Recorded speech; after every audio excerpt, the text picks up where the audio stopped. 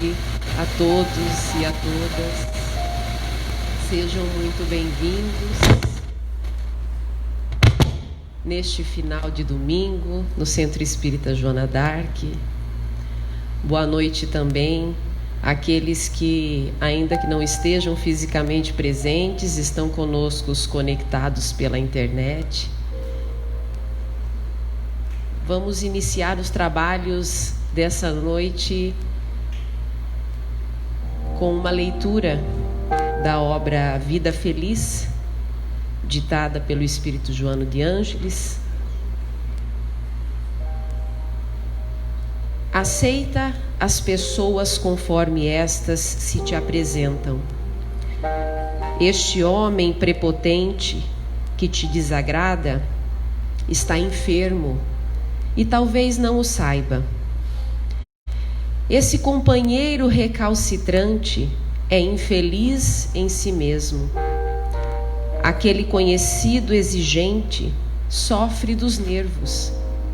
Uns que parecem orgulhosos são apenas portadores de conflitos que procuram ocultar. Outros, que se apresentam indiferentes, experimentam medos terríveis. A Terra é um grande hospital de almas. Quem te veja apenas superficialmente não terá como analisar-te com acerto. Concede a liberdade para que cada um seja conforme é e não como pretendes que seja.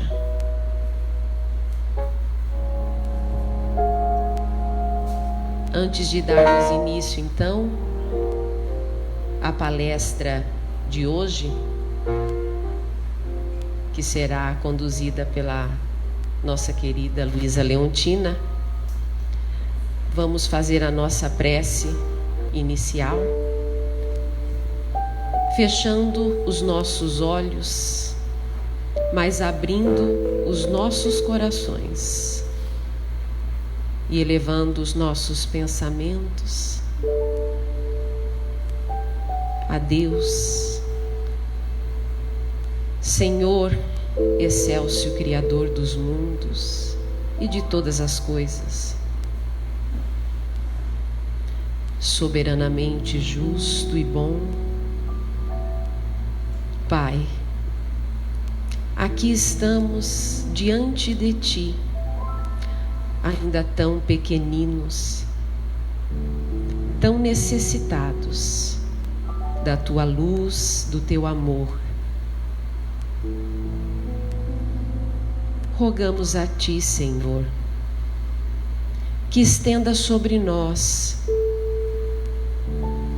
vossas mãos luminosas e amorosas, envolvendo-nos em Tua paz, em serenidade, para que possamos compreender e internalizar as reflexões que nos serão trazidas na noite de hoje. Que esses ensinamentos possam ecoar profundamente em nossa intimidade, encontrando ali terreno fértil, a fim de que brotem e desabrochem todas as virtudes que nos conduzirão à verdadeira felicidade para a qual fomos predestinados. Mestre Jesus, sol de nossas vidas, que nos aquece em dias frios,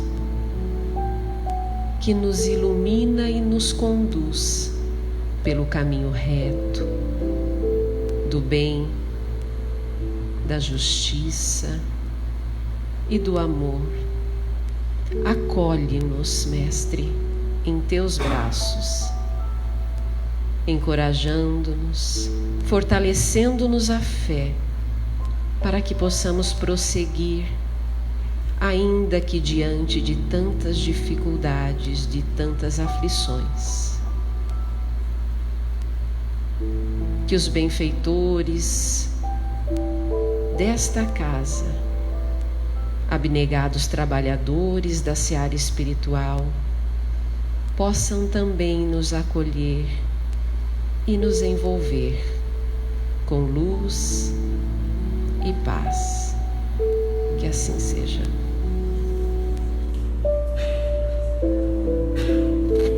Luísa Leão, que fará a exposição com o tema Jesus, Amor e Renúncia. Boa noite, meus amigos, minhas amigas. Que Jesus nos abençoe nessa noite. Para nós falarmos aí de Jesus, amor e renúncia, nós iniciamos lembrando disso aqui.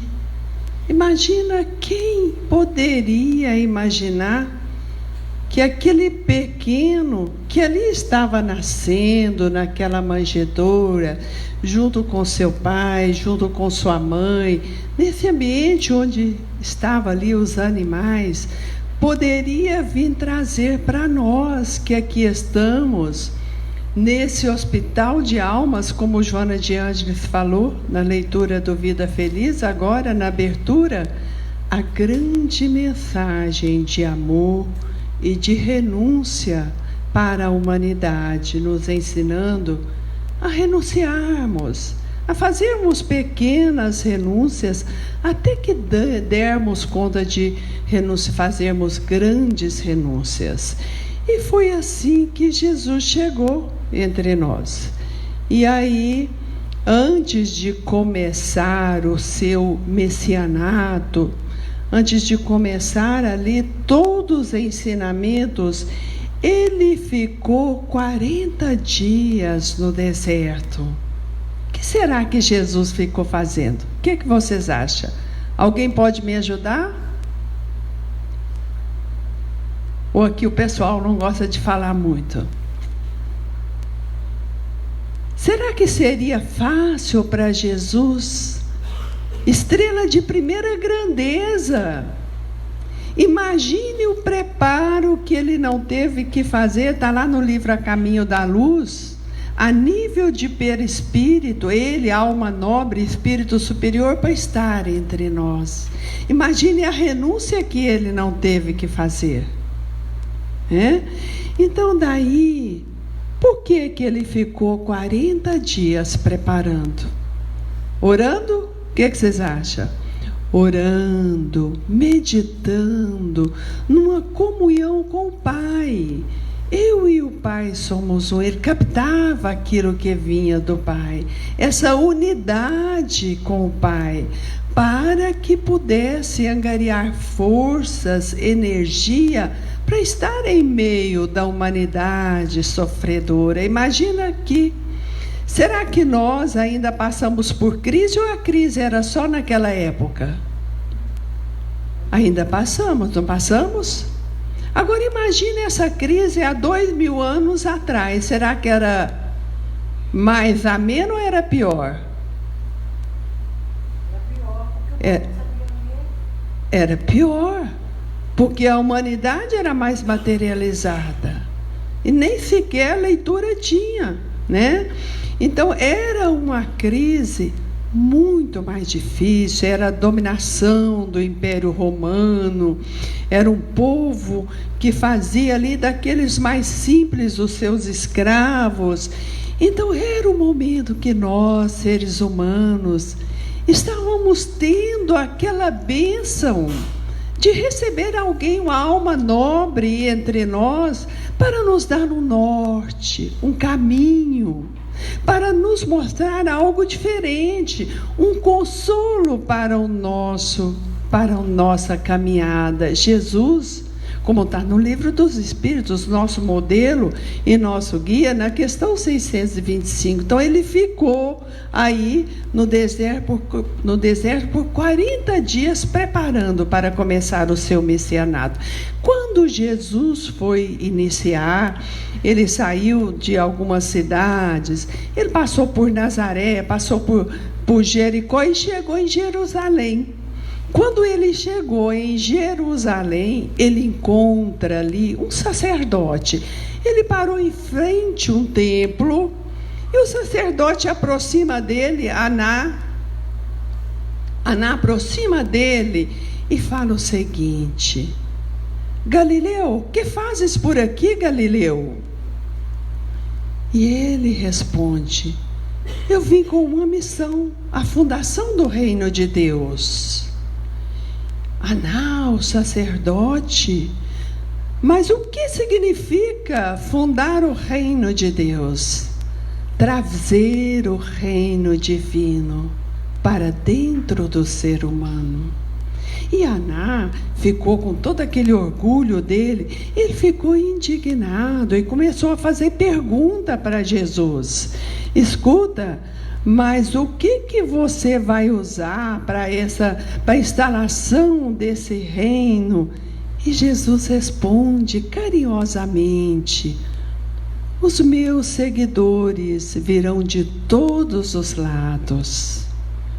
E naquele instante, Aná ainda pergunta mais: mas como você conhece Roma? Você conhece Atenas? E Jesus fala: não, eu conheço o amor e a verdade.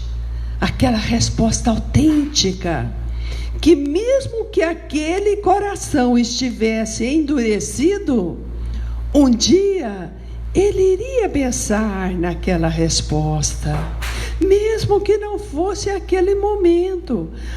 Continuou Aná ali, mas logo Aná enfureceu e foi embora com seu orgulho. E Jesus ficou ali a meditar, viu, olhou, refletiu, olhou o templo, dormiu ali em Jerusalém, e no outro dia ele foi para Cafarnaum. E ali ele ficou no seu trabalho, começando. Depois de uma semana, ele vai atrás das pessoas que vão ajudá-lo. E naquele instante, imaginemos nós, há 2000 anos atrás, pescando na beira do mar da Galileia, e Jesus passando por ali. Eu os convido a ser pescadores de homens e almas. Qual será a nossa postura? Será que não teríamos uma postura semelhante à de Aná? Muito provavelmente. Se hoje ainda não temos aquela entrega absoluta, aquela entrega de coração, há 2000 anos atrás, com certeza, caminhávamos ainda os nossos passos primitivos da evolução e provavelmente teríamos uma resposta semelhante. Mas foi diferente quando Jesus chegou em Cafarnaum. Ele passou à beira do mar da Galileia e ali ele viu 2 pescadores, André e Pedro.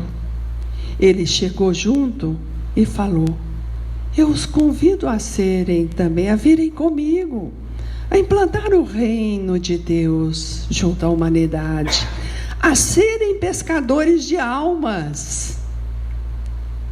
E simplesmente eles deixaram as varas de pescar de lado. Sim, Senhor, nós vamos. Seja bem-vindo aqui em Cafarnaum. Pedro, um pouco antes, 2 dias antes, 3 dias antes, ouvira falar que o mestre estava por ali, falando. E alguém falava do amor que ele ensinava, e ele não acreditava. Ele falou: eu vou ver, deve ser mais algum aventureiro que está chegando na cidade. E pegou aquela fila imensa. E quando ele entrou na fila, diz Amélia Rodrigues, que tinha ali uma senhora com uma criança na fila. E ele falou: deixa que eu seguro para você. Quando ele aproximou de Jesus com aquela criança, Jesus pôs a mão na criança e a criança ficou curada. E Pedro segurando. E Pedro, ao descer o seu braço, encosta, toca ali em Jesus e entra no estado de êxtase. Diz Amélia Rodrigues que aquele dia não viu mais nada.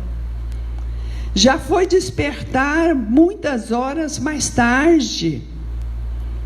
Então, naquele instante, ele é tocado interiormente pela mensagem de Jesus.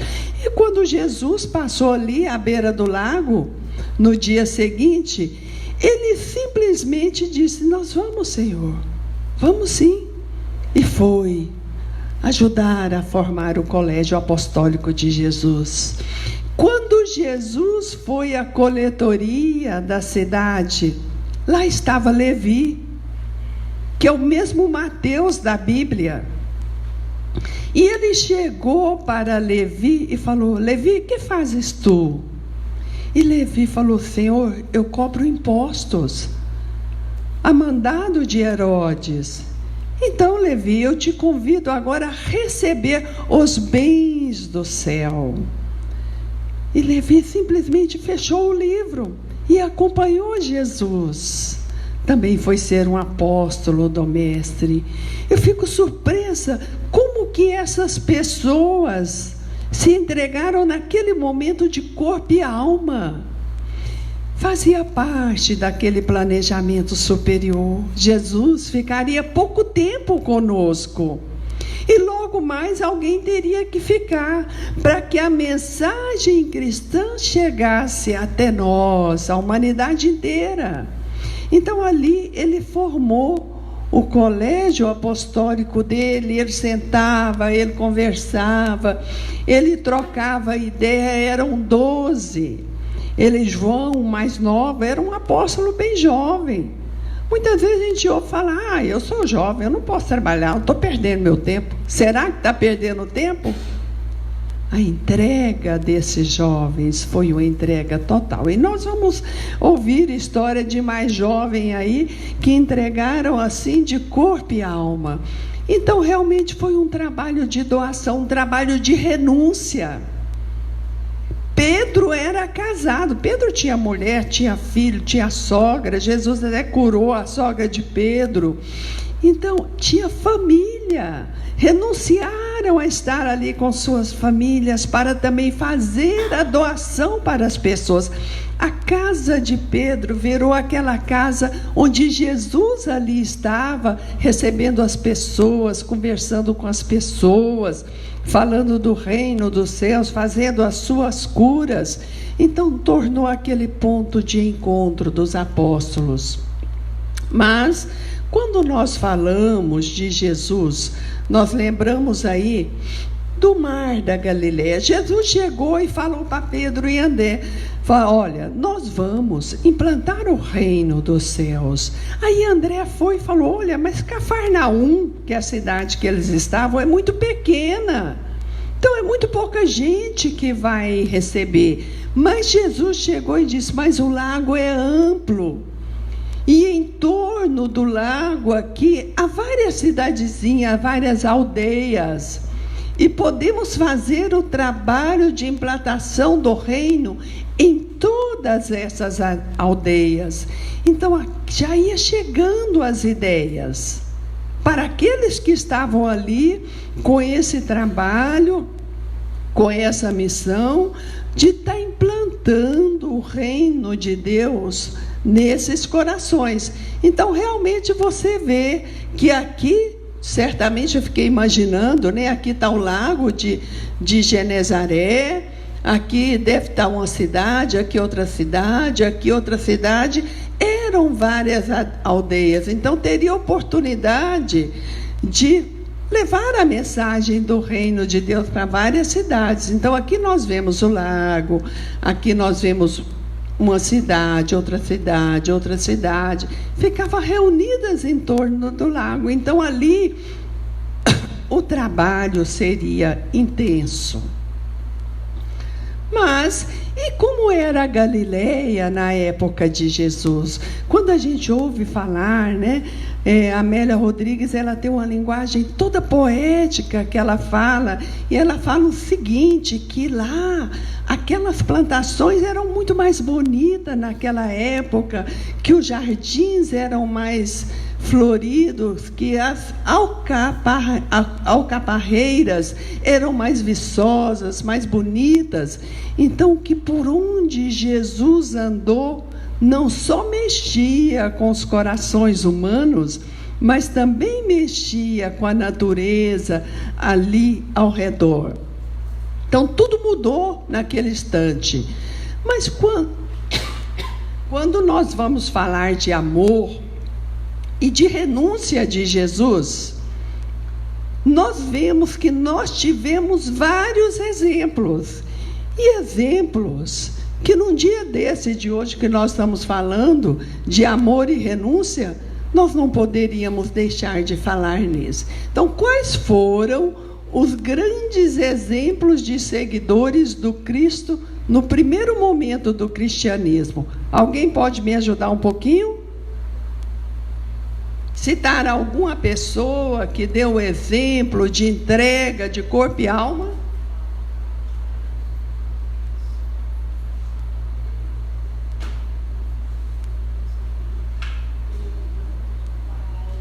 Pedro, Paulo. Então, como que nós vamos esquecer desses nomes entre nós, né? Então, já que nós estamos aí começando, vamos ver quem foi Paulo de Tarso, né? A convivência, como foi a convivência dele com Jesus? Tem um livro, que eu até já vi esse livro aqui, Paulo e Estevão, ali ele. É um livro maravilhoso. E ele fala para nós como foi a vida de Paulo, aí está o livro. Então, nessa obra, o exemplo da vida de Paulo, que deve ser um roteiro, essa obra é um verdadeiro roteiro. O jovem Saulo nasceu em Tarso, numa família de grande influência política. Aos 15, 16 anos, foi estudar com Gamaliel em Jerusalém. Era um doutor da lei, um rigor com a lei mosaica, tinha cidadania romana, falava 4 idiomas, o grego, o latim, o aramaico e o hebreu. Olha, ele falava 4 idiomas, era uma pessoa culta, não era? Isso, Emmanuel escreveu nesse livro aí, falando dele. Pela mediunidade de Chico Xavier. Olha o perfil físico de Paulo. O jovem Saulo apresentava toda a vivacidade de um homem solteiro, bordejando os seus 30 anos, na fisionomia cheia de virilidade e máscula beleza, os traços israelitas. As meninas aí já sabem que isso é descrição de um homem bonito, não é isso? E é palavras de Emmanuel, né? Então, ele tinha 30 anos e era fisicamente uma pessoa muito bonita também. Continuando o encontro de Saulo. Bom, e Saulo era fiel à lei mosaica. Se ele era fiel à lei mosaica, ele começou um trabalho de perseguição aos cristãos. Então, ele perseguiu os cristãos, mas chegou um momento que ele saiu de Jerusalém e foi para Damasco. De Jerusalém a Damasco são mais ou menos 230 quilômetros. Eu acredito que nessa viagem aí, Saulo já fez algumas reflexões. Será que estava certo aquela perseguição aos cristãos que ele estava fazendo? E ao chegar em Damasco, quem que ele enxerga em pleno meio-dia? Quem? Jesus. Ele enxerga Jesus ali. Naquele instante, ele vê Jesus e Jesus pergunta para ele: Saulo, Saulo, por que me persegues? E aquilo toca fundo dentro dele. E ele pergunta: quem sois vós, Senhor? Está nesse livro, Paulo e Estevão.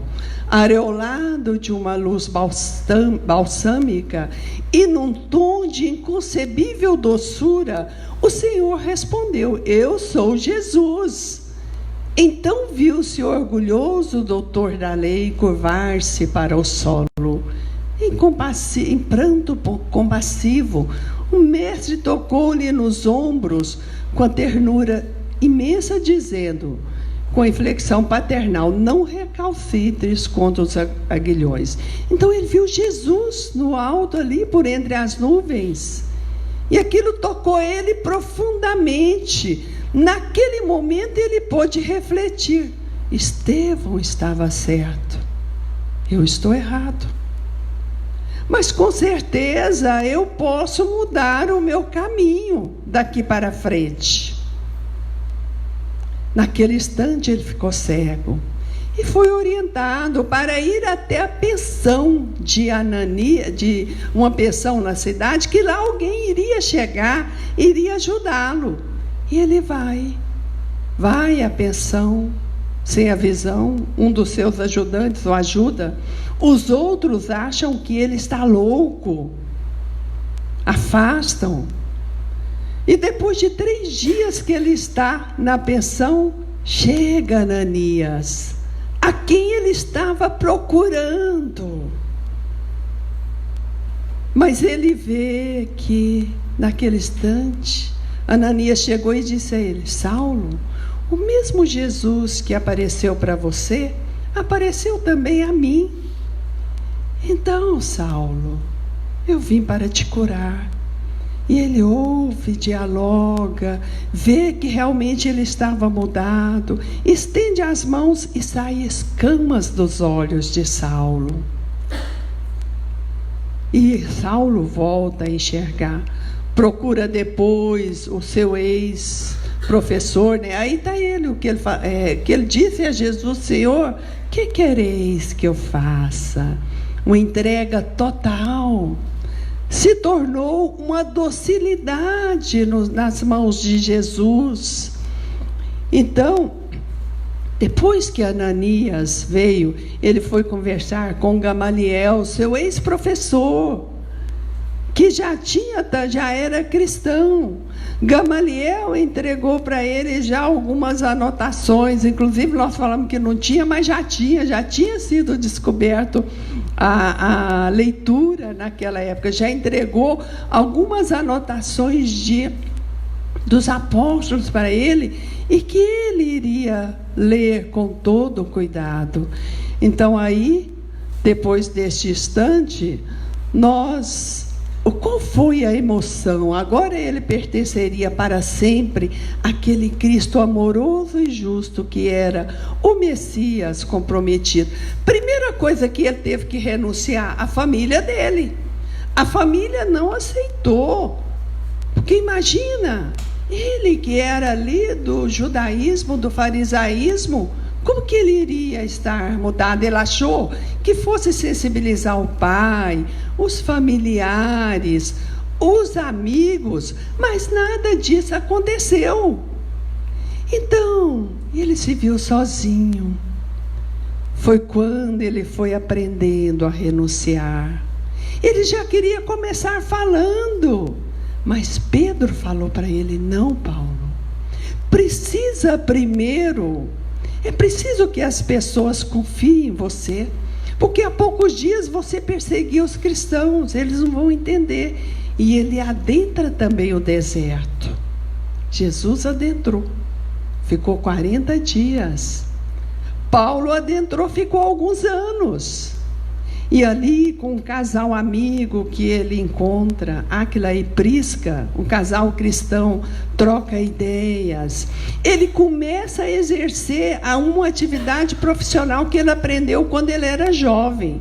Porque nessa época aí, todo jovem tinha que ter uma atividade manual, artesanal, e ele era um artesão. Ele começa a fazer as suas redes. E tamanho era o amor que ele entendeu de Jesus, que ele também foi absorvendo este amor. Certa vez estava ele com sua tenda ao lado da igreja de Antioquia. E por ali passou um jovem que começou a conversar com ele, Lucas. Lucas ficou encantado, falou para ele o seguinte: eu posso voltar depois para continuarmos a conversa? Foi claro, eu quero ouvir mais sobre o amor desse Jesus, sobre o que ele ensinou. E Lucas fica encantado e volta várias vezes, até que um dia, Paulo convida Lucas, depois de algum tempo. Então nós vamos ver que o amor tem essa força de irmos fazer conectando uns aos outros. Jesus, com seu amor imenso, ele conseguiu o coração de Paulo, e Paulo foi arrebanhando outros corações. E aí ele convidou Lucas: vamos comigo a Macedônia, vamos levar ali a mensagem cristã. E Lucas falou: eu não posso, eu sou médico, eu tenho compromisso, eu sou médico de um navio. E aí Paulo disse o seguinte: eu te convido para ir mais além. A medicina da terra alguém pode fazer no seu lugar, mas a medicina da alma poucos podem fazer. E Lucas fala que vai refletir, e reflete, e depois dá a resposta: eu vou com você, Paulo. Eu até acho que essa passagem foi o que intuiu uma escritora a escrever um livro que chama Lucano, Médicos de Homens e de Almas. Eu li esse livro, era bem jovem, mas era um livro que a escritora foi intuída nisso aí e foi escrevendo sobre a vida de Lucas. Então, uma vida de amor dedicado a Jesus, e que foi arrebanhando almas a seu redor. Outro também que Paulo arrebanhou, que foi Zaqueu. Zaqueu, ele entregou também a Jesus assim, de uma forma total. Mas depois que Jesus morreu, ele ficou um pouco perdido. Não perdido em termos de atos, mas sem saber o que fazer. E ele relata que ele tinha uma saudade imensa de Jesus. Procurou algumas vezes os apóstolos, mas não conseguia, porque os apóstolos eram muito ocupados. E ali não tinha jeito de dar uma atenção pessoal, às vezes, a quem precisa muito. Pararmos um pouquinho, ouvirmos o que o companheiro tem, mas eram muitas as pessoas que procuravam. Então, a partir desse instante, ele fica sabendo que Paulo passaria por Jerusalém. Não era mais Saulo, agora era Paulo, já tinha mudado de nome. E ele foi ouvir as pregações de Paulo. E quando Paulo lá chegou, ele ouve Paulo contar da visão dele. Então Zaqueu conta no livro Ressurreição e Vida. Ele fala que se aquela visão ajudou ali Paulo, ajudou também ele, porque tocou profundamente. E logo após Paulo terminar, ele foi conversar com Paulo. E Paulo falou para ele: meu irmão, você já está pronto? Vá levar a mensagem de amor a Jesus. Há tantos corações que precisa. Há gente que precisa bater um papo, que conversar, que ser ouvido. Há pessoas, há mulheres que perderam seus filhos, que precisam de uma palavra amiga. Então vá. Zaqueu sentiu-se acolhido naquele instante. E começa o seu trabalho de entrega. Naquele instante, ele divide os seus bens. E a outra metade, ele dá para a sua família. E conta ele que é o seguinte, ele pensava o seguinte: eu posso fazer qualquer trabalho. Se um dia faltar o dinheiro, eu vou dar aulas. As sinagogas estão cheias de alunos que precisam de aulas particulares. Mas se as aulas não der certo, eu vou carregar lenha, eu vou carregar lata d'água, então tudo dará certo. E tudo pelo profundo amor, a nova revelação. Aquele amor que iria mudar a humanidade, queria transformar a humanidade, que é o amor ensinado por Jesus. Então Zaqueu renunciou para dedicar a essas atividades de ordem superior. Paulo, se vocês procurarem no Google aí, numa época que não tinha carro, sabe quantos quilômetros que ele andou? 8.000 quilômetros. Ele andava a pé e de barco. E graças ao trabalho de Paulo, é que o cristianismo chegou até nós, aqui o Ocidente. Então nós vemos que foi um trabalho intenso. E aqueles trabalhadores da primeira hora estavam ali prontos a servir. Então, continuando, foi Paulo. Vocês acham que Paulo foi um exemplo de amor e renúncia? Sem dúvida, né? Sem dúvida. Agora teve outra pessoa, um casal muito famoso. E por falar de amor e renúncia, não há como não falar desse casal, que é Lívia e Públio Lentulus. Quem escreveu este livro foi também Emmanuel. Aqui o livro aqui, vocês estão vendo? Há 2.000 anos ali, ó. Essa história está nesse livro. E Emmanuel fala o seguinte, é onde Emmanuel conta a sua própria história. No prefácio do livro, ele fala o seguinte: se naquele momento ele estava feliz de escrever a sua própria história, ao mesmo tempo ele ficava emocionado e um pouco melancólico, de sentir que no relógio do tempo, como espírito imortal, por que ele não aproveitou a mensagem cristã naquele instante? Naquela época, uma das reencarnações dele, que ele mesmo fala isso, foi como senador Públio Lentulus. E ele teve a oportunidade de conhecer Jesus. Por que ele conheceu Jesus? Porque Lívia, a sua esposa, era cristã. E ela, a filhinha adoeceu. Como a filhinha adoeceu, eles saíram de Jerusalém e foi para Cafarnaum, porque era uma doença grave, naquela cidade ali, beira-mar, os ventos eram diferentes, tudo favorecia. E quando a filhinha estava entre a vida e a morte, Lívia chamou ele: Públio, vai encontrar Jesus. Eu tenho visto tanta cura que Jesus faz, vai encontrá-lo. Vê se ele não vem curar a nossa filhinha aqui.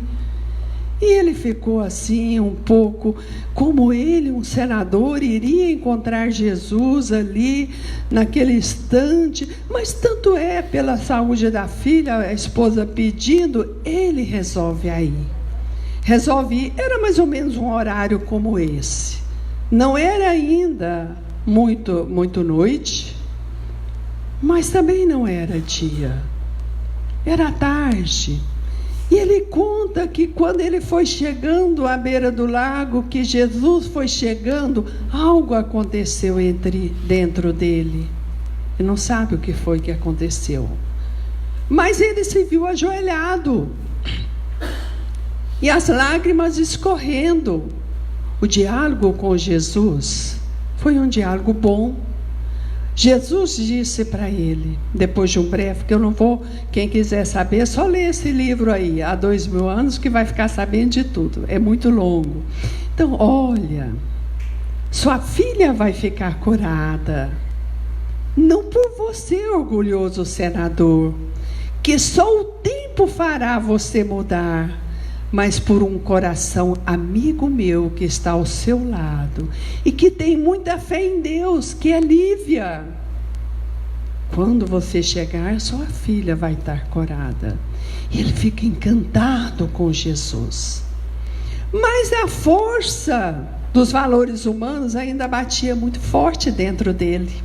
E logo que ele deixou Jesus, ele foi para casa e já começam os conflitos do homem e do mundo. Quem será? Será que é um feiticeiro? Por que eu estou pensando assim? Essas coisas. Foi embora. E quando ele chegou, Lívia foi encontrar.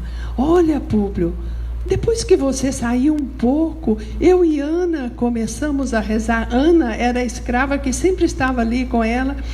E a nossa filha foi melhorando. E logo ele foi falando, mas como você dá liberdade para uma escrava? Já começa os lances do orgulho. Ainda não era naquele momento, ainda não era o momento da mudança. Então, foi há 2000 anos.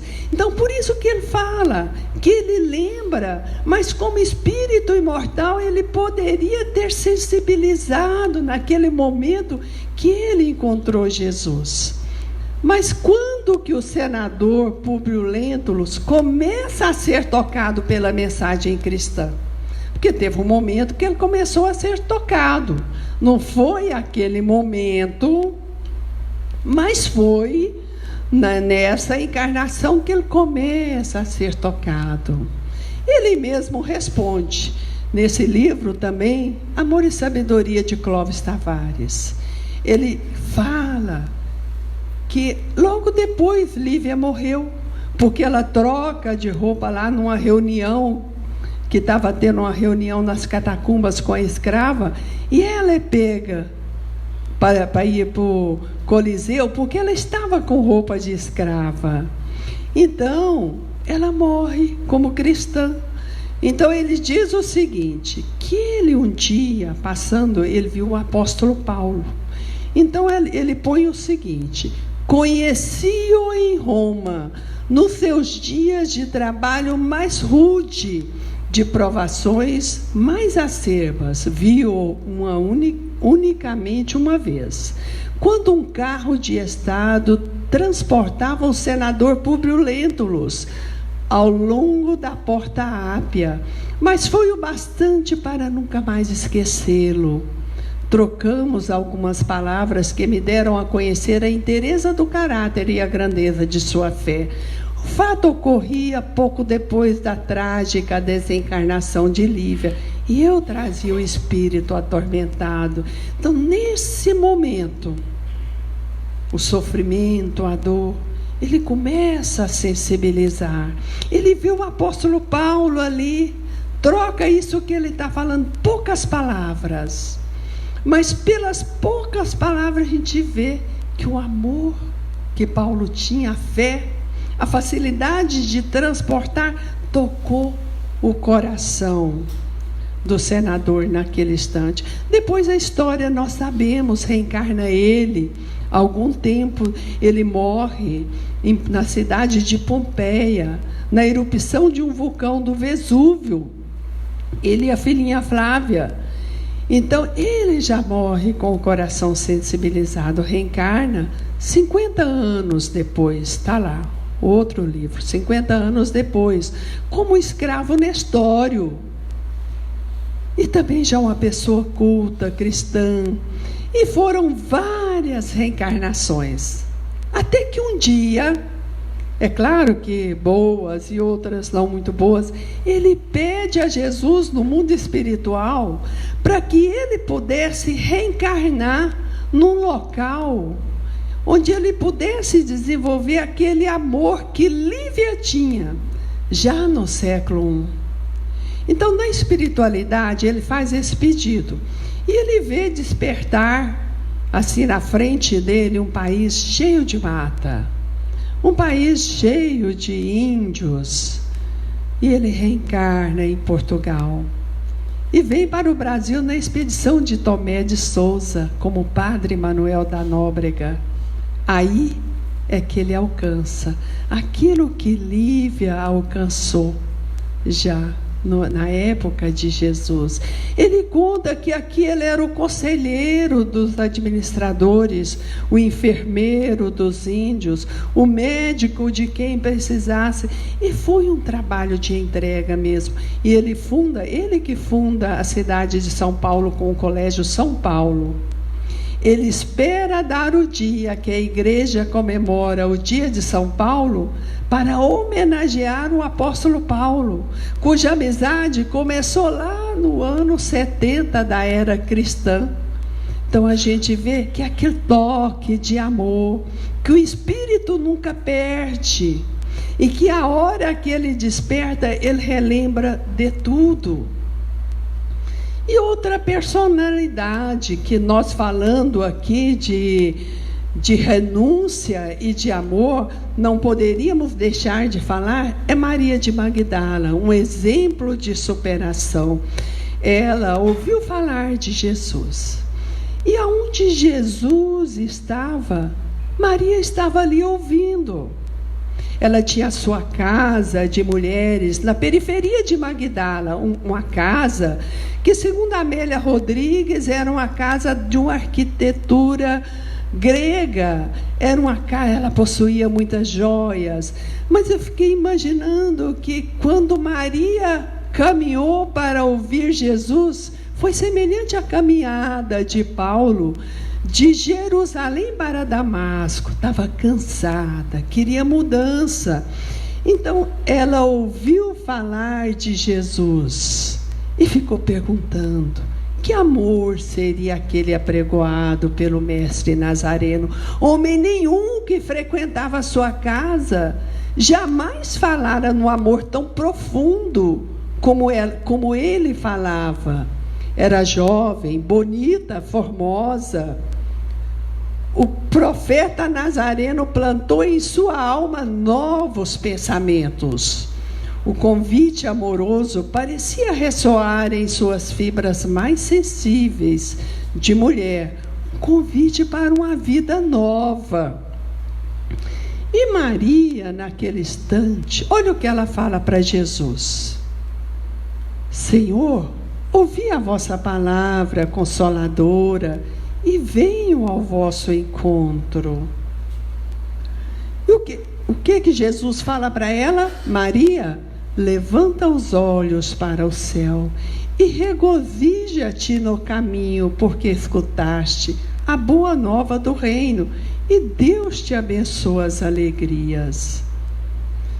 Vai, Maria, sacrifica-te e ama. Sempre, longo é o caminho, difícil a jornada. Estreita é a porta, a fé remove obstáculos. Nunca temas, crê somente.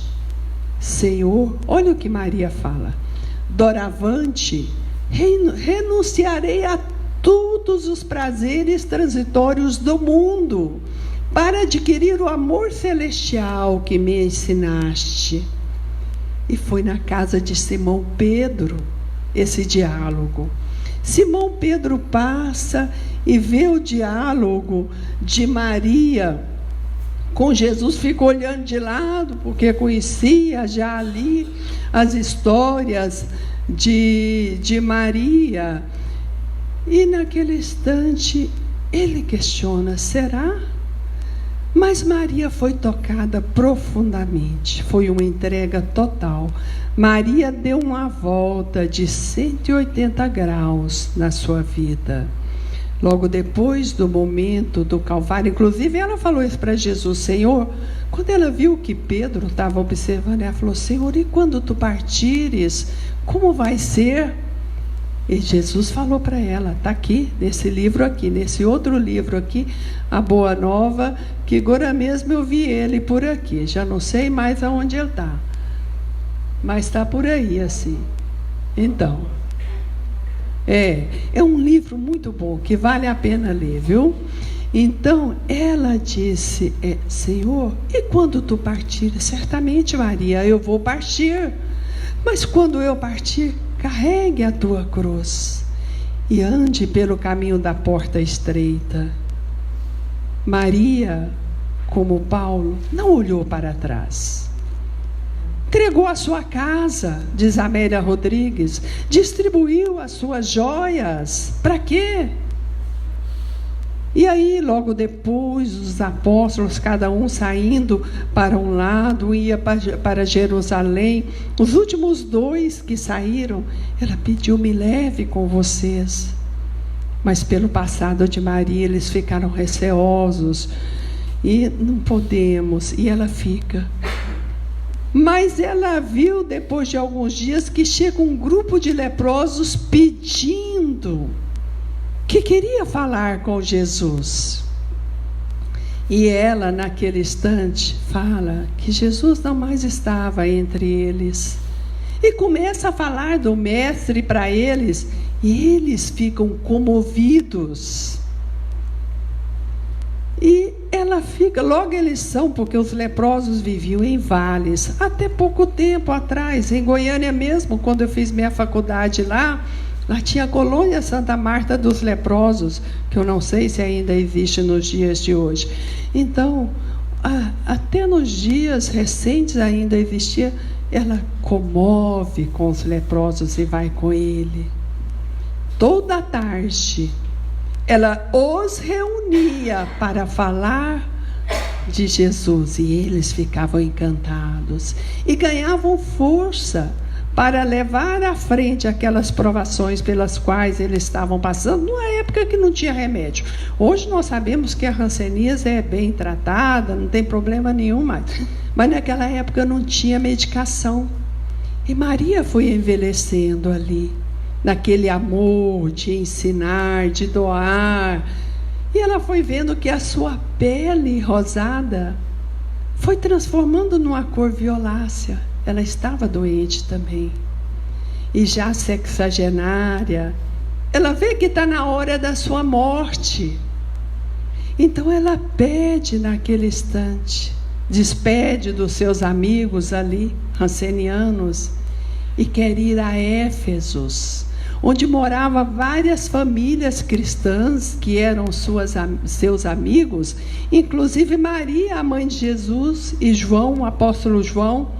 E lá vai ela. Quando ela chega em Éfesos, inclusive a casinha de Maria ficava bem no alto do morro, ela não tem força para subir. E ali ela é acolhida por uma família cristã. É os últimos momentos da sua vida física. Maria vem João, vem vários amigos. Enquanto os amigos estão orando, e ela ali arfando sua última respiração, ela se vê à beira do lago de Genezaré, agora um pouco mais rejuvenescida, e vê que alguém vem por entre as águas. É Jesus. Vem, Maria, tu já atravessastes a porta estreita. E ele a recebe. Então nós vemos que são almas que Jesus nos deu o exemplo, e como trabalhadores de primeira hora nos deram muitos exemplos também. Tivemos outros que nós sabemos que queria seguir Jesus, mas que naquele momento não teve a força suficiente, como o jovem rico. O jovem rico era um príncipe que viu Jesus, ouvia e sentia no fundo da sua alma que ele queria seguir Jesus. Mas ele pediu para Jesus: Senhor, vem, é agora o seu momento. Jesus falou para ele: Senhor, espere um pouco. Eu tenho as competições aqui em Israel. Eu comprei os cavalos mais caros. Os escravos ali os treinaram. Então, Senhor, eu vou, mas eu volto. Não. Jesus, como já previa aquilo que iria acontecer dentro da sua capacidade de percepção espiritual, o seu momento é agora. E o jovem, naquele instante, não teve força. Ele representava a família. E Amélia Rodrigues conta em um dos seus livros que uma semana depois, o jovem estava participando de uma competição, uma manobra menos feliz nos seus cavalos. Ele foi jogado ao chão e os cavalos o pisotearam e ele desencarnou. E na hora do desencarne, ele lembra do amigo celeste e chama ele. O momento da sensibilização, que não foi aquele momento, mas certamente ali no momento do desencarne ele já estava sensibilizando. Então, eu sou o bom pastor, eu conheço as minhas ovelhas, e elas me conhecem, assim fala o Senhor. E Jesus falou que nenhuma das ovelhas que pertencia ao seu rebanho jamais se perderia. Que lhes parece? Se um homem tem 100 ovelhas e uma delas se extravia, não deixa as 99 e vai aos montes procurar a que se extraviou? Ele está entre nós, nos acolhendo sempre.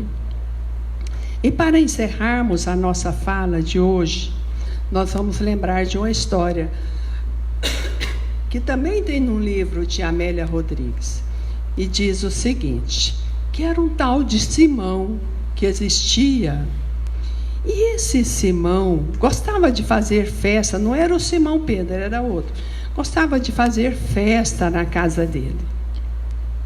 E nesse fazer a festa na casa dele, ele convida Jesus para ir até a casa dele. Seria conveniente para ele exibir a figura de Jesus. E ele achou que Jesus não fosse aceitar o convite. Mas Jesus aceitou o convite. E quando Jesus ali estava, na casa de Simão, pouco depois da conversão de Maria de Magdala, e ela vê naquele momento, um momento oportuno, para que a sociedade de Cafarnaum conhecesse a nova Maria. E ela é corajosa, ela entra, pega um vaso de perfume, joga os perfumes nos pés de Jesus, limpa o perfume com seus cabelos. E naquela hora Simão esmoe de raiva. Ele não é, se fosse alguém superior, ele saberia quem é essa mulher. Jesus capta. Simão, se um homem me deve 50 dinares e um outro me deve 500, qual que é o mais grato? E Simão, que tinha um raciocínio rápido, Senhor, tenho eu que é o que devia 500. Vai, Maria, teus pecados estão perdoados. Vai, comece vida nova. E Maria foi. E Simão ali ficou, no orgulho dele. E vez que outra, ele lembrava daquele jantar, tinha um pouquinho de raiva de Jesus, mas no fundo ele nunca tirou aqueles episódios da cabeça. O tempo passa. A esposa de Simão morre. Os 2 filhos que ele tinha pede a herança adiantada. Ele distribui a herança ali em Cafarnaum. E logo depois ele vai para Roma.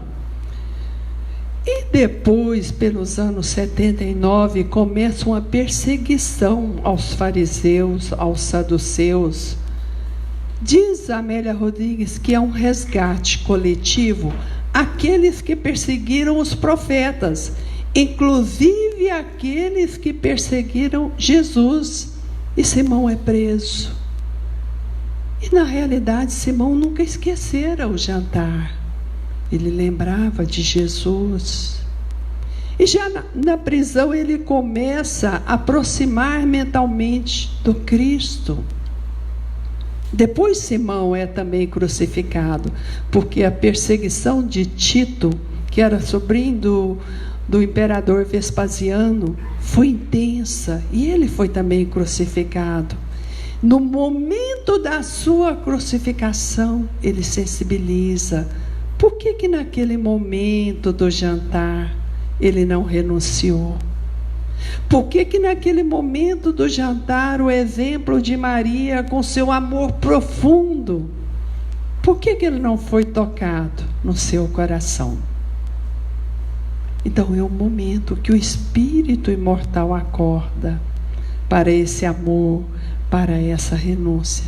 E nos dias atuais, o que podemos fazer para despertar em nós esse amor, essa capacidade de renúncia? Não temos mais os leões, não temos mais os circos, mas temos os nossos conflitos íntimos, que nós somos convidados a estar transmutando, transformando, integrando em nosso ser imortal esse amor profundo, trazendo-o para a pequena sociedade que está ao meu redor, trazendo para a minha família, para o meu ambiente de trabalho, para o meu grupo espírita, e ver como que eu posso, como os primeiros trabalhadores fizeram, nesse momento, entregar-me também a essa mensagem da verdade, do amor e da renúncia. São reflexões que ficam para cada um, para que nós possamos, no decorrer da nossa semana, estarmos pensando nela. Então, que Jesus nos abençoe, Ele que continua nos abençoando, nos dando forças para que nós possamos também ser um divulgador da sua mensagem em nosso mundo íntimo. Então vamos elevar o nosso pensamento a Deus, nosso Pai, agradecendo pela oportunidade da nossa reencarnação. Quantos benefícios que não recebemos, o ar que respiramos, a nossa máquina corpórea que trabalha incessantemente, nos dando a oportunidade de evoluirmos como espírito imortal, a família, o conhecimento espírita, e que nós possamos a cada dia, a cada momento, deixarmos que esses conhecimentos calem fundo no nosso ser. E é nesse instante que as vibrações deste momento harmônico possam alcançar os nossos lares, cada lar aqui representado, acalentando as dores que aí existem. Algumas dores físicas, outras dores morais. Que essas vibrações de paz possam chegar também aos hospitais, que muitas vezes estão ali os seres humanos com diagnósticos em fase terminais, mas o grandioso amor de Jesus pode estar ali ajudando nesse momento do seu desencarne, na passagem para uma vida espiritual, e dando força aos familiares. Nesse instante também, para aqueles nossos irmãos cujos países passam por grandes dificuldades, os nossos irmãos venezuelanos, os nossos irmãos do Chile, da Bolívia e tantos outros nesse nosso planeta Terra, que possam ser sensibilizados os nossos administradores a cada dia, Senhor, para que possamos ter aí, sermos uma irmandade mais fraterna, mais coesa, mais unida, mas que possamos começar esse sistema por nós, Senhor, sendo autênticos conosco mesmo, com nosso irmão, com nosso companheiro, com a nossa companheira. E neste momento, ó Senhor, nós temos tanto a Te agradecer por tanto que a vida nos concedeu. Muito obrigada, ó Mestre, esteja conosco, que assim seja.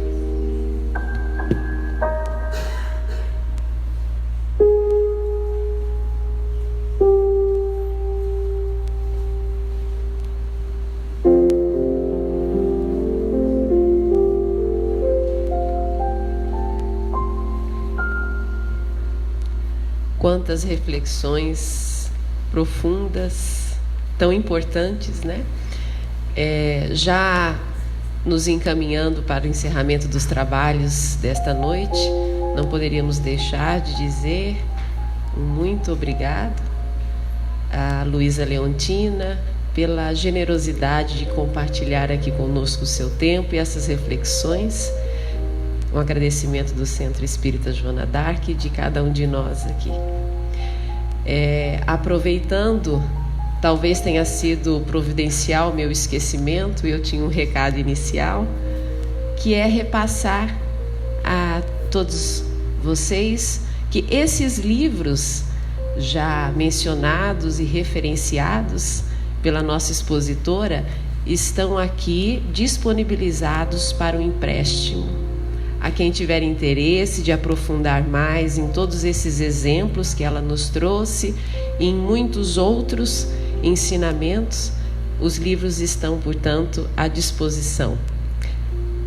E agora nós vamos, então, nos encaminhar para o passe.